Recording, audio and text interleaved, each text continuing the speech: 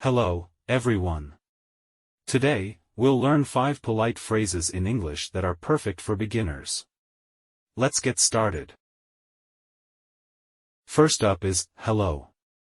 It's a simple and friendly greeting that you can use in any situation. Go ahead and practice saying hello with a warm and friendly tone.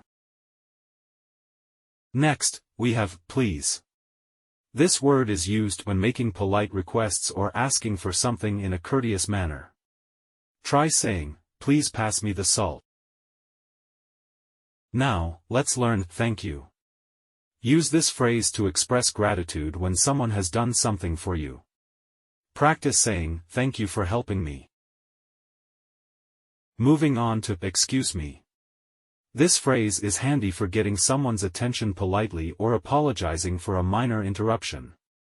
Try saying, excuse me, can you help me find this book?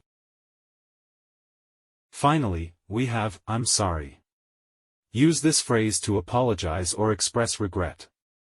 For example, I'm sorry for being late. Practice saying it with sincerity.